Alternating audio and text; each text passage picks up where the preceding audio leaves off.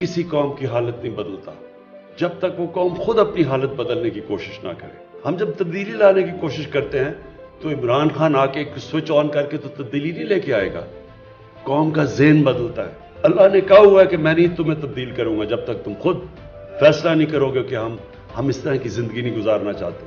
ہم اپنی زندگی بہتر کرنا چاہتے ہیں. ہم بھی دنیا کے اندر ایک چھاتی نکال کے پھرنا چاہتے ہیں کہ ہم پاکستانی ہیں. ہر پاسپورٹ کی دنیا میں ہم عزت چاہتے ہیں. تو ایسے تو نہیں عزت آتی. عزت ایک خوددار قوم کو ملتی ہے. سچی قوم کی عزت ہوتی ہے. ملیشیا اور انڈونیشیا میں جب لوگوں نے اسلام قبول کیا تو وہاں کوئی مسلمان فوج تو نہیں گئی تھی. مسلمانوں نے فتح تو نہیں کیا تھا انڈونیشیا اور ملیشیا. جو مسلمان تاجروں کا کیریکٹر دیکھا لوگوں نے اتنے متاثر ہوئے کہ اس سے وہ لوگ مسلمان ہو گئے. سچے لوگ تھے, کیریکٹر والے لوگ تھے, بددیانتداری نہیں کرتے تھے, اپنے لوگوں سے لوگوں کو رسپیکٹ کرتے تھے, امانت دار لوگ تھے. اس لیے لوگ ان کو متاثر ہو کے ان کی طرف آئے. تو ہم پاکستان میں ریئلائز نہیں کرتے کہ اللہ نے اس زمین کو کیا کیا نعمتیں بخشی. ایک بڑی خواب تھی پاکستان کہ ہم نے بنانا تھا وہی مثالی اسلامی فلاحی ریاست, اور ہمارے پاس ہم کس طرف نکل گئے. اور اس کا نتیجہ سامنے ہے کہ جب تک ایک قوم واپس اس نظریے پہ نہیں جاتی جس کے لیے بنی تھی, اللہ کی برکت نہیں آنے لگی. ابن خلدون کہتا ہے کہ جو جتنی میری سٹڈی ہے قرآن کی اور اسلام کی, تو اللہ نے انسان کو دنیا میں صرف ایک وجہ سے بھیجا کہ میری زمین پہ انصاف قائم کرو. جب آپ ان چوروں اور لٹیروں اور قاتلوں کے خلاف جب آپ ان کے خلاف کھڑے ہوتے ہیں تو یاد رکھیے پولیٹکس اوپر چلی جاتی ہے بات, یا پھر اللہ کی رائے حق پہ چل رہے ہیں آپ. وہ راستے پہ جو آپ نماز میں مانگتے ہیں آپ اس راستے پہ چل رہے ہیں. اور یہ اس وقت قوم کے لیے سب سے امپورٹنٹ ٹائم. ہم ان لوگوں کو شکست دے گئے, پاکستان اوپر چلا جائے انشاءاللہ. اور اگر ہم کامیاب نہ ہوئے تو یہ جو جنگ لڑنی پڑے گی یہ پھر آپ کے بچوں کو لڑنی پڑے گی, کیونکہ جنگ یہ لڑنی پڑے گی کبھی نہ کبھی ان چوروں کے ساتھ. تو وہ مشکل ہوتی جائے گی ملک کے لیے. آپ کے بچوں کے اس ملک کے مستقبل کی حقیقی آزادی کی جنگ ہے. یہ پالیٹکس نہیں, یہ جہاد ہے. ملک کی آزادی کے لیے جدوجہد کرنا جہاد ہے. یہ جو وقت ہے نوجوانوں یاد رکھو, ہمارا ملک بدل رہا ہے. جو اس ملک میں تبدیلی آ رہی ہے کوئی طاقت نہیں روک سکتی. انشاءاللہ جو مرضی کر لیں, امریکہ بیٹھ کے وہاں سے جو مرضی کرے. امریکہ تمہارے سے بڑی سپر پاور اوپر ہے اللہ. ہماری قوم لا الہ الا اللہ, کوئی نہیں ہے خدا سوائے اللہ کے. ہم آزاد لوگ ہیں. لا الہ الا اللہ انسان کی زنجیریں توڑ دیتا ہے. لا الہ الا اللہ ایک چھوٹے سے انسان کو ایک بڑا انسان بنا دیتا ہے. لا الہ الا اللہ ایک بال کا شاہین بنا دیتا ہے, اس کی پرواز شروع ہو جاتی ہے, ایک بڑا انسان بن جاتا ہے. میں نے دو ٹائپ کھلاڑی دیکھے. ایک کھلاڑی ہوتا تھا جس میں بہت ٹیلنٹ تھا, اور وہ جب ٹیم میں آتے تھے, جب ان کو کامیابی ملتی تھی وہ ادھر ہی رہ جاتے تھے, کیونکہ میں نے ریئلائز کیا کہ ان کی ایسپریشنز اس سے زیادہ تھی نہیں. جو میں نے اپنی زندگی میں اپنی یہ جو 10 سالوں میں پلیئرز کو کامیاب ہوتے دیکھا, پرفارم کرتے دیکھا, وہ ہمیشہ وہ کھلاڑی تھے جن میں ٹیلنٹ بھی اتنا زیادہ نہیں ہوتا لیکن ان کی ایسپریشنز بہت زیادہ ہوتی ہیں.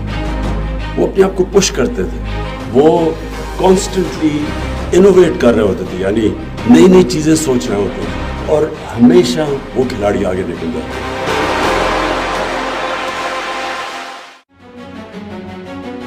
نوجوانوں, سب سے بڑی زنجیر ہوتی ہے جو انسان کو اوپر پرواز نہیں کرنے دیتی, وہ ہے خوف کی زنجیر. اللہ قرآن میں کہتا جو لوگ ایمان لے آئے میں ان کے خوف دور کر دیتا ہوں. کوئی بھی انسان بڑا انسان نہیں بن سکتا جب تک وہ اپنے خوف کے اوپر قابو نہیں پاتا. کوئی جنرل بڑا جنرل نہیں بن سکتا جب تک وہ मौत का डर खत्म नहीं करता। कोई बिजनेसमैन बड़ा बिजनेसमैन नहीं बन सकता जब तक उसको नुकसान से खौफ खत्म ना हो। एक बैट्समैन अच्छा बैट्समैन नहीं बन सकता जब तक वो तेज बॉलर से अपना खौफ नहीं दूर करता। बॉलर बड़ा बॉलर नहीं बन सकता जिसको जब मार पड़ती है तो वो जब डर जाता है। मेरे पाकिस्तानियों, वो कौम बड़ी कौम नहीं बन सकती जब तक वो अपनी खौफ की जंजीरें नहीं तोड़ती। तो मैं जब आपको बुलाऊंगा इस्लामाबाद, अपनी खौफ की जंजीरें तोड़ के आना मेरे साथ। मेरा घर बन रहा था तो बड़ी देर, 20 साल की बात है, तो बड़ी गर्मी थी दोपहर, जुलाई का महीना था और एक मजदूर बाकी भी काम कर रहे थे। एक मजदूर मैं देख रहा दूर से, तो वो उसकी कमीज पसीना पसीना हुई थी, बाकी रेस्ट करते थे, पानी पीते थे, वो मुसलसल काम करता गया। मैंने जब काम ख़त्म हुआ उसके बाद मैंने उसके पास आया, मैंने कहा देखो, उसको मैंने कोई पैसे दिए, मैंने कहा मैं बड़ा आज मुतासर हुआ हूँ कि तुम्हारी जिस तरह तुमने काम किया। उसने मेरे पैसे पकड़ लिए, उसने वापस कर दिए। कहता है जिसके लिए मैं मजदूरी कर रहा हूँ उसके पैसे मुझे मिलते हैं, इसके लिए मैंने काम नहीं किया। अब हुआ क्या, उस आदमी था मजदूर, मेरे दिल में उसकी इज्जत किधर से किधर चली गई।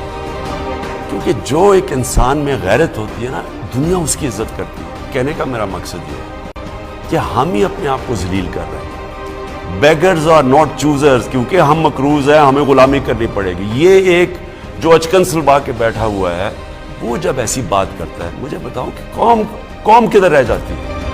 जब हमारा वो जो पहले 3 दफा वजीर आजम, वो जाके जब प्रेसिडेंट ओबामा के सामने पर्चियां लेके बैठ के बात करता है, तो सोचेंगे कि कौम क्या समझती है। वो अपनी उसकी सेल्फ एस्टीम किधर जाती है, उसकी इज्जत नफ्स किधर जाती है। तो देखें, हम उस लीडर के साथ हैं, हम नबी सल्लल्लाहु अलैहि वसल्लम, जिन्होंने हमें दुनिया की तारीख में कभी इस तरह का कोई लीडर नहीं आया। और मैं इसलिए अपनी कौम को, नौजवानों को सीरत नबी पर पढ़ाना चाहता हूँ।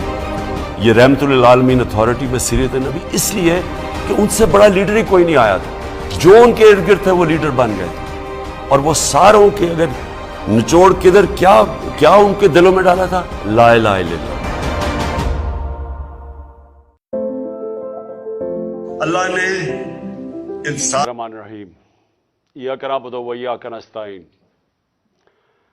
आज मैं अपने पाकिस्तानियों से जो पंजाब की सूरत हाल है उसके ऊपर बात करना चाहता हूँ कि एक अजीब सा माहौल बना हुआ है कि पहले सब तैयार थे कि जी असेंबली डिज़ोल्व करो, नून लीग के वजीर कह रहे थे असेंबलियाँ डिज़ोल्व करो और हम तैयार हैं इलेक्शंस के लिए, और हमें बार बार चैलेंज किया जा रहा था। तो जब हमने असेंबलियाँ डिज़ोल्व करने का फैसला किया और आगे बढ़े, तो एक नहीं 2 अदम एतमाद आ गई कि एतमाद की भी वोट लो और अदम एतमाद की भी वोट लो।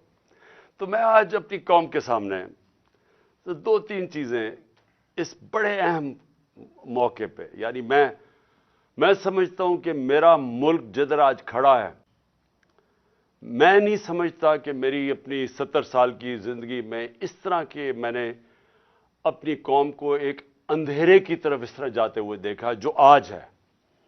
तो मैं ये भी आपसे बताना चाहता हूं कि क्यों एक सिटिंग गवर्नमेंट, हमारी तकरीबन 66% पाकिस्तान हमारे नीचे है, पंजाब और पख्तूनख्वा, गिलगित बल्तिस्तान और आज़ाद कश्मीर। तो क्यों हम अपनी 2 गवर्नमेंट्स को गिराना चाहते हैं? कौन सी पाकिस्तान के अंदर हुकूमत आई है जो कि अपनी गवर्नमेंट्स को डिसॉल्व करना चाहती है? ये क्यों कर रहे हैं हम? क्या ये हम अपनी ज़ात के लिए कर रहे हैं? हमें तो फ़ायदा है। जब हमारी 2 गवर्नमेंट्स हैं और 66% पाकिस्तान हमारे नीचे है, तो हमें क्या ज़रूरत है ये करने की? तो मैं सारे पाकिस्तानियों को आज बताना चाहता हूं कि देखें, हमारा मुल्क एक दलदल में फंसता जा रहा है। मैं हर उस पाकिस्तानी से आज बात कर रहा हूं जिसने अपने पैसे, डॉलर्स बाहर भिजवाए नहीं हुए, جس کے باہر بڑے بڑے محلات اور بینک اکاؤنٹس نہیں ہیں، جس نے یہاں سے منی لانڈرنگ کر کے پیسہ باہر نہیں بھجوایا. میں اس پاکستانی سے بات کر رہا ہوں جس کا جینا مرنا پاکستان میں ہے، جس نے پاکستان کے ساتھ اوپر جانا ہے اور پاکستان کے ساتھ ہی نیچے آنا ہے. میں ان سے آج بات کر رہا ہوں کہ دیکھیں، جو ایک آدمی کے فیصلہ 8 مہینے پہلے ایک آدمی نے جو فیصلہ کیا، جو ظلم کیا اس ملک کے اوپر، کوئی دشمن نہیں کر سکتا تھا. ایک گورنمنٹ گرائی. میں یاد کرانا چاہتا ہوں ساری اپنی قوم کو کہ آپ کسی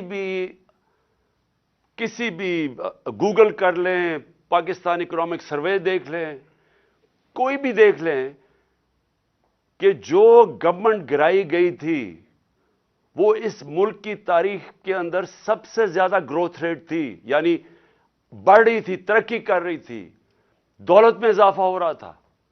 5.6% اور 6% تیسرے سال 5.7 اور چوتھے سال 6%. یہ سوائے مارشل لاء کے زمانے میں جبکہ امریکی ڈالر آ رہا تھا کیونکہ ہم ان کے حمایتی تھے، کبھی اس طرح کی ملک ترقی نہیں کر رہا تھا جس گورنمنٹ کو گرایا ایک آدمی نے. اور اس نے جو فیصلہ کیا، آج یہ قوم 8 مہینے کے بعد ہم آج ادھر کھڑے ہیں جدھر آپ کسی شعبے سے، طبقے سے پوچھ لیں، بزنس مین سے پوچھ لیں، تاجروں سے پوچھ لیں، ایکسپورٹر سے پوچھ لیں، کسانوں سے پوچھ لیں، مزدوروں سے پوچھیں، تنخواہ دار لوگوں سے پوچھ لیں، کوئی پاکستان کا طبقہ، ریل اسٹیٹ والا پوچھ لیں کہ کدھر پاکستان کھڑا تھا 8 مہینے پہلے اور کس اندھیرے کے اندر آج پاکستان جا رہا ہے. اور ہم کیوں اپنی گورنمنٹ کا سوچ رہے ہیں گرانے کا، اور کیوں ہم یہ ڈیزالو کرنے کا ہم نے کیوں فیصلہ کیا؟ کیونکہ ہمیں خوف ہے کہ اگر اس ملک میں جلدی الیکشن نہ کروائے گئے، یہ ملک جس تیزی سے تباہی کی طرف جا رہا ہے سب کے ہاتھ سے نکل جائے گا.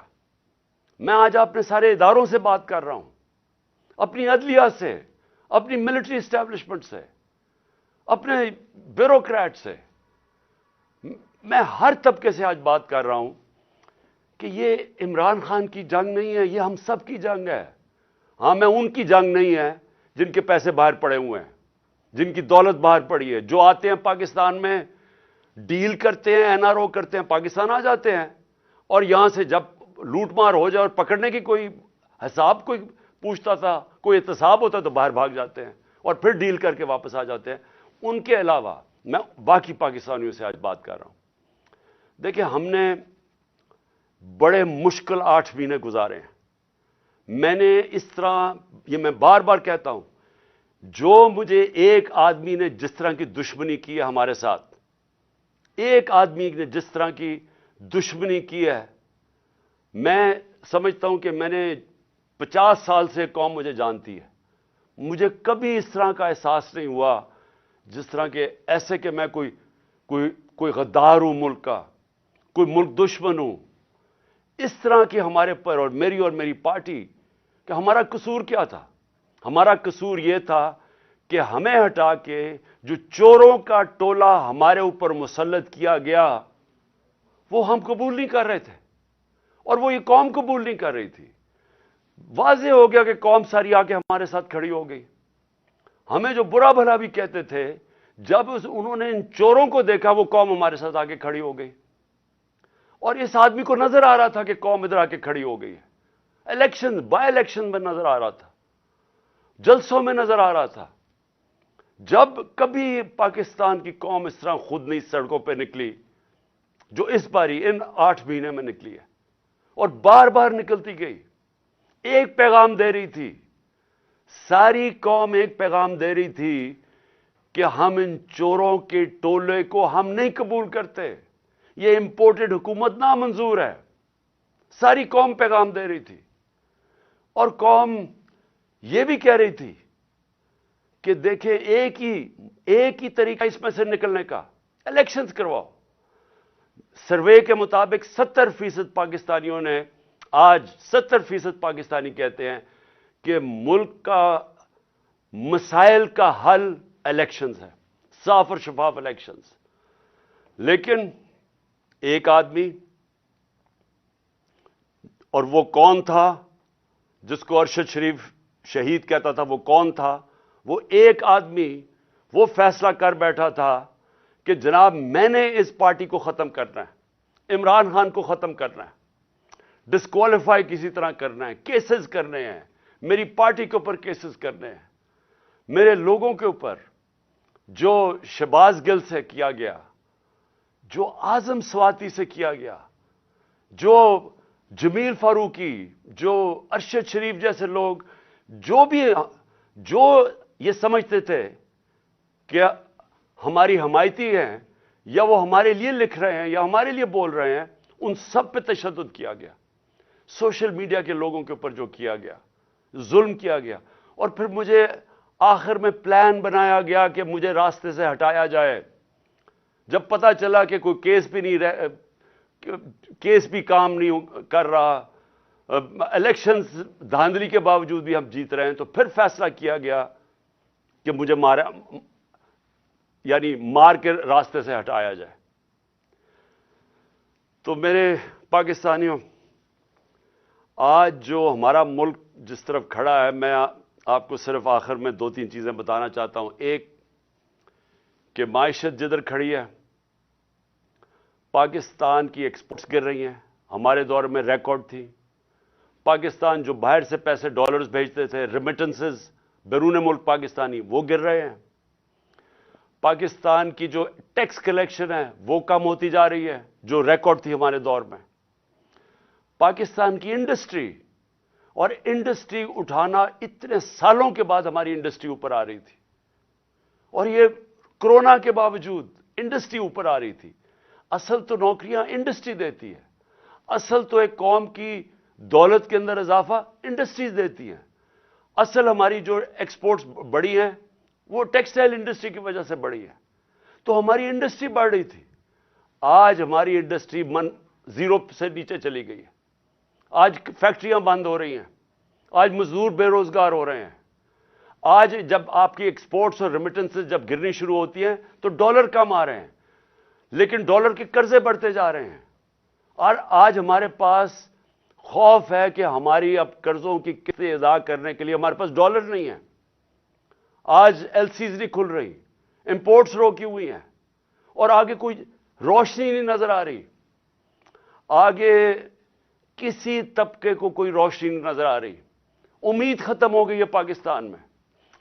7.5 لاکھ پاکستانی ملک چھوڑ کے چلے گئے ہیں پچھلے چند مہینے میں. جبل علی کے مینیجر بتا رہے تھے کہ 7 مہینے میں جو پاکستانیوں نے انویسٹمنٹ کی ہے جبل علی کی انڈسٹریل اسٹیٹ میں, وہ 10 سال میں نہیں کی. لوگوں کو امید ختم ہو رہی ہے پاکستان میں, اور یہ سب سے خطرناک چیز ہے. ایک جب قوم میں امید ختم ہو جائے تو وہ پھر پھٹتی ہے قوم. اور یہ کیونکہ سارے تو نہیں باہر جا سکتے. تو مجھے جو اس وقت, میں اپنی ساری جو پھر سے میں بات کرتا ہوں, میں سارے اداروں سے بات کر رہا ہوں, ہر طبقے سے بات کر رہا ہوں, مجھے جو اس وقت کہنا ہے وہ یہ کہ دیکھیں, آج ایک چیز نہیں ہے جو پاکستان کی ان 8 مہینوں میں بہتر ہوئی, جو ایک آدمی کا فیصلہ تھا. ایک چیز بہتر نہیں ہوئی. آج ذرا دیکھیں دہشت گردی, پاکستان میں دہشت گردی دیکھیں. ہمارے جب دور میں تقریباً دہشت گردی کنٹرول ہو گئی تھی. ہم نے باڑ لگا دی تھی افغانستان میں, جو ادھر سے دہشت گردی ہوتی تھی. پھر جب گورنمنٹ بدلی تو ہماری نئی حکومت سے سب سے بہترین تعلقات تھے افغانستان میں. آپ کو پتہ ہے کہ جتنی ایویکویشن جو افغانستان سے ہوئی, وہ پاکستان نے, کیونکہ ہمارے تعلقات اچھے تھے, ہم نے, ہماری وجہ سے کئی لاکھوں لوگ افغانستان سے ایویکویٹ ہو کے گئے. مجھے دنیا کے بڑے بڑے پرائم منسٹرز نے, یورپین پرائم منسٹرز نے, کینیڈین پرائم منسٹرز نے میرا شکریہ ادا کیا کہ آپ نے, ہم نے, پاکستان نے ان کی مدد کی افغانستان سے لوگ نکالنے کے لیے. ہم وہ گورنمنٹ تھی جو سب سے قریب تھے افغانستان سے، جو موقع ہمیں ملا کہ جو افغانستان سے دہشت گردی آتی تھی، کیونکہ اب ایک ایسی حکومت آگے جس سے ہمارے تعلقات اچھے ہیں، ہم روک سکتے تھے۔ آج کیا ہے؟ آج دہشت گردی جو بڑھتی جا رہی ہے، پہلے ملاکنڈ کے اندر، وزیرستان کے بارڈر ایریاز پہ، پھر یہ جو بنو میں ہوا ہے، اور میں آج اپنی ساری قوم کی طرف سے زرار کمپنی کے کمانڈوز کو سلام پیش کرتا ہوں کہ آپ نے اپنی جان کی پرواہ نہیں کی ہماری حفاظت کرنے کے لیے۔ لیکن میں سوال یہ پوچھتا ہوں کہ کدھر ہے ہماری فارن پالیسی؟ جو فارن منسٹر بنایا گیا ہے وہ اب تک $2.25 ارب خرچ کر چکے اپنے دوروں پہ۔ مجھے بتایا اس کا پاکستان کو کیا فائدہ ہوا؟ $2.25 ارب خرچ کر چکے اور ابھی تک افغانستان نہیں گیا۔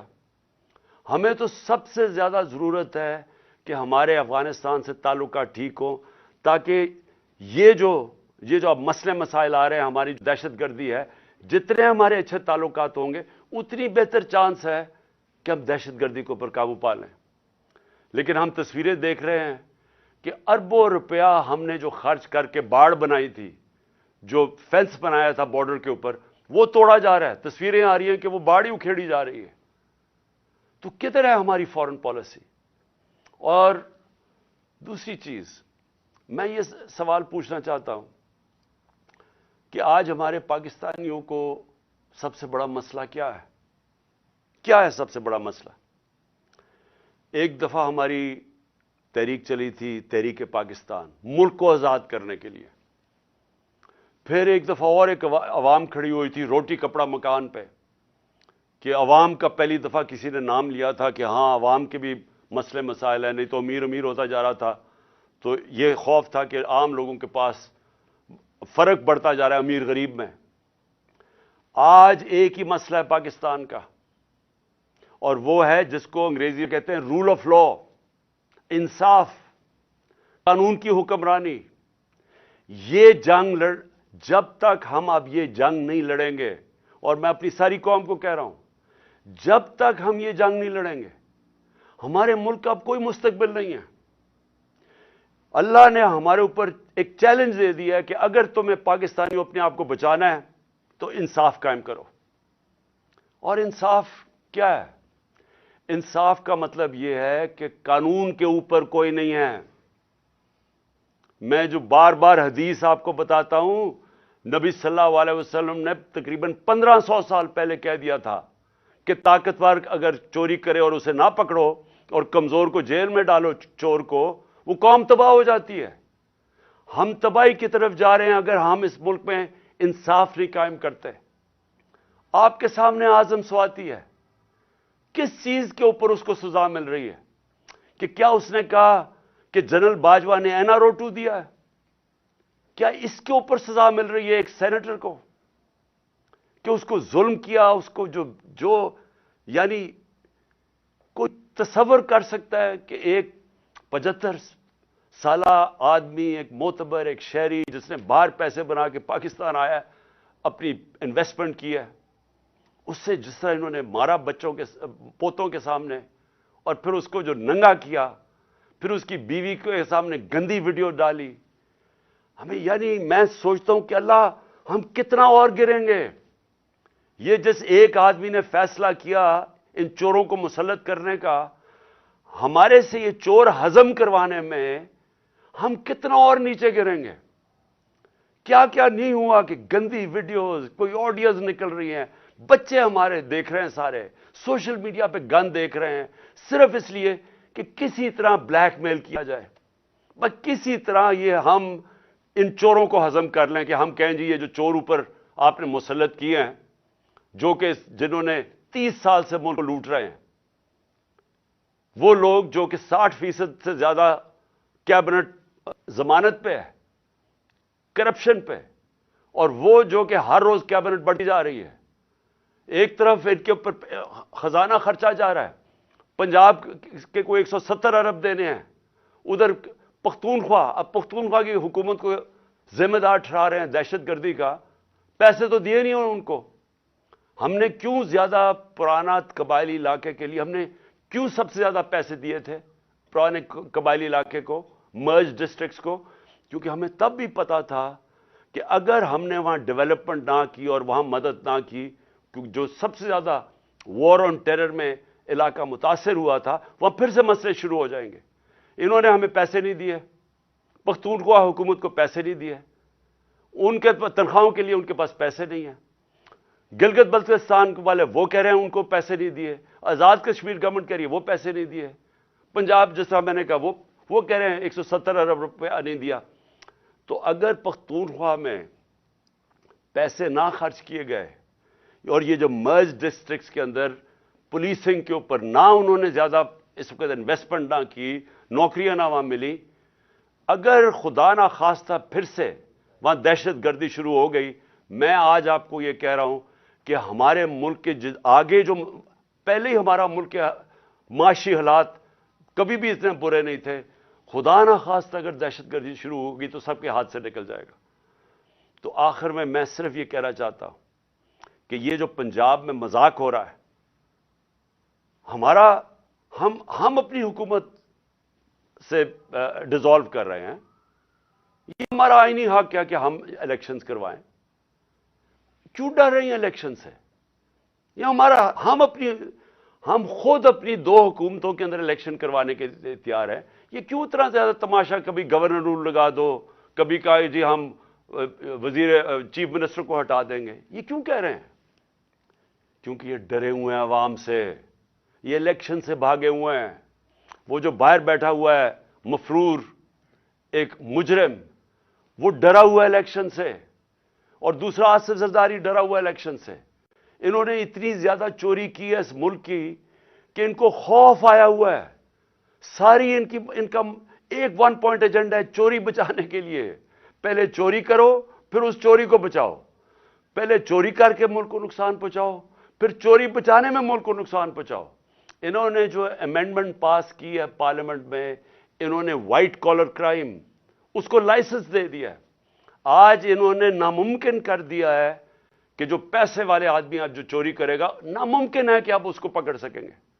نیب کے قوانین انہوں نے ایسے بنا دیے ہیں کہ انہوں نے لائسنس دے دیے چوری کے لیے, اپنے آپ کو بچانے کے لیے ملک کا بیڑا غرق کیا انہوں نے.